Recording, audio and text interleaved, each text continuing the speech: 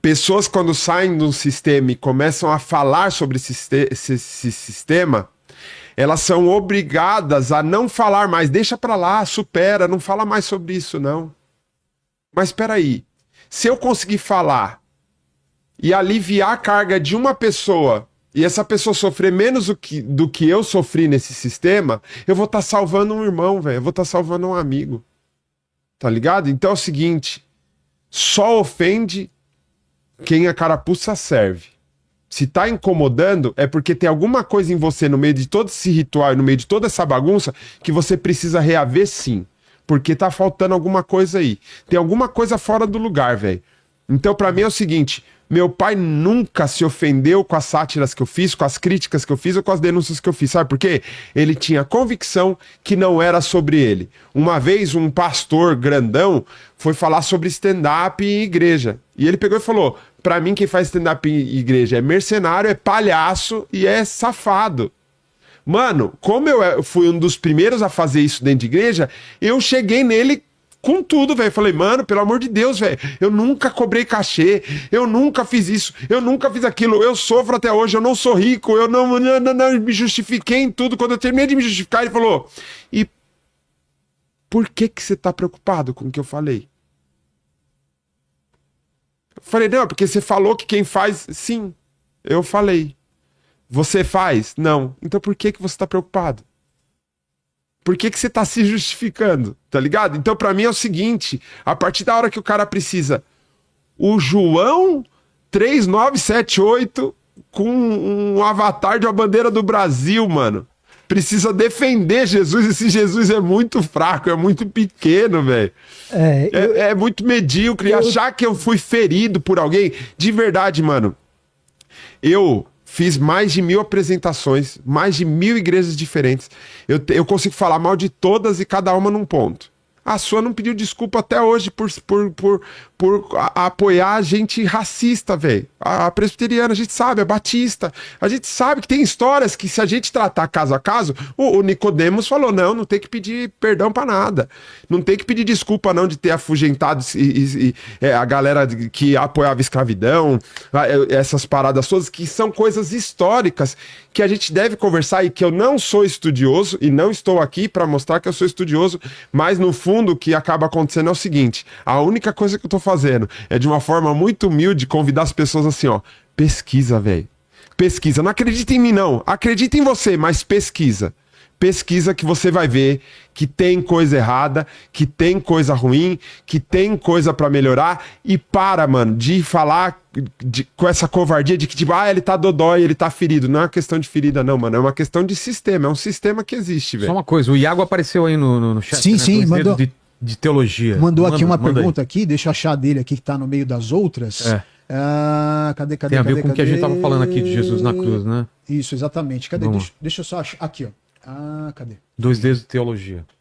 2 dedos de teologia. Não, eu passei por ela agora há pouco. Eu separei uma outra pergunta. Então manda outra enquanto você acha. Achei aqui. Ó. Achou? Tá. Eu gostaria de ouvir do Vitor Fontana uma experiência de como a obra de Cristo na cruz em nós dar perdão e redenção, em nos dar perdão e redenção, responde às questões dos feridos pelas más igrejas. Antes de mais nada, eu queria dizer que você pode ser ferido em uma boa igreja, não só numa má. Porque é feito de pessoas, né, igreja? Exato. E é mais do que isso, viu, Vilela? Boas igrejas muitas vezes possuem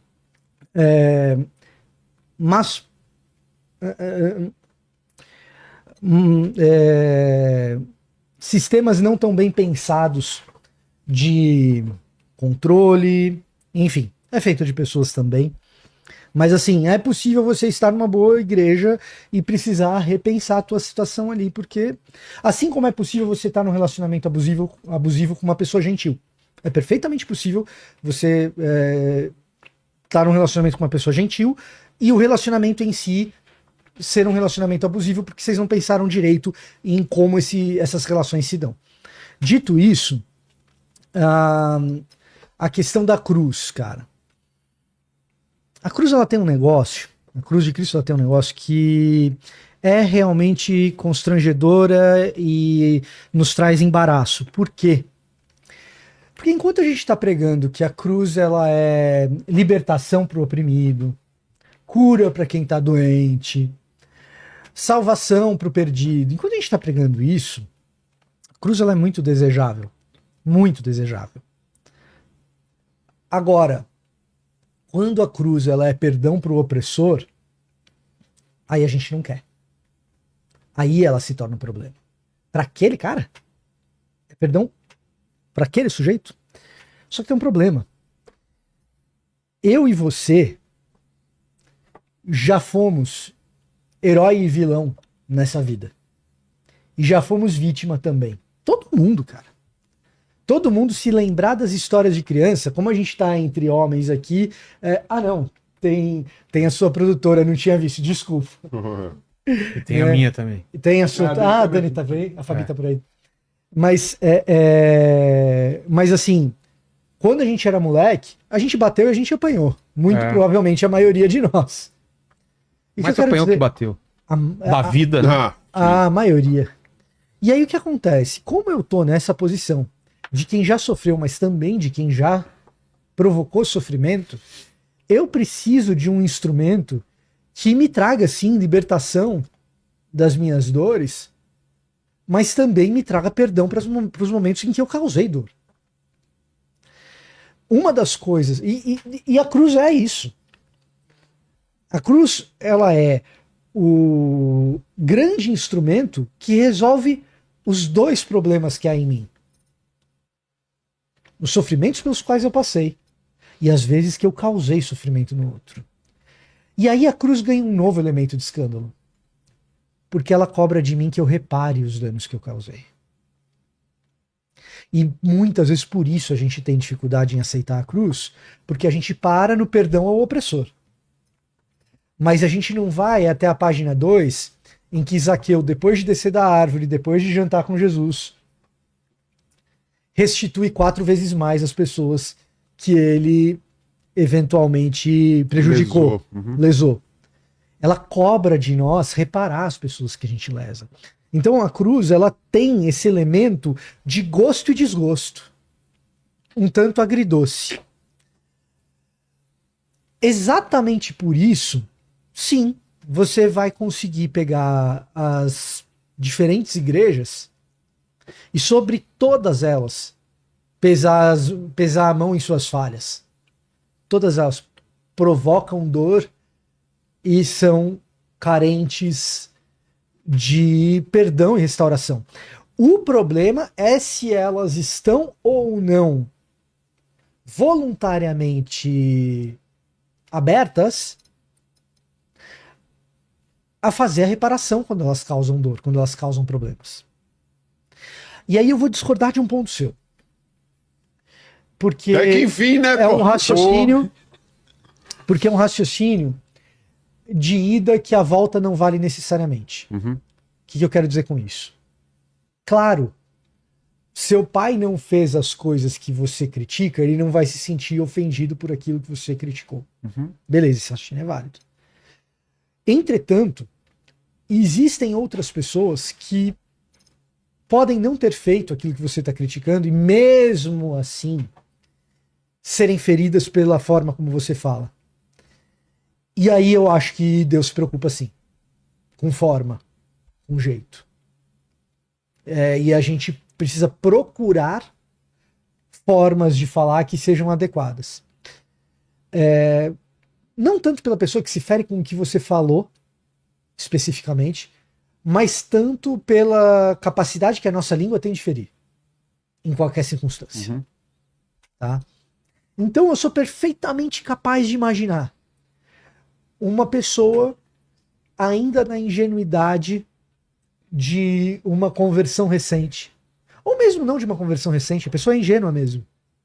E ela tá no meio do sistema e ela enxerga ou escuta naquilo que você está dizendo, pô, esse cara é contra mim.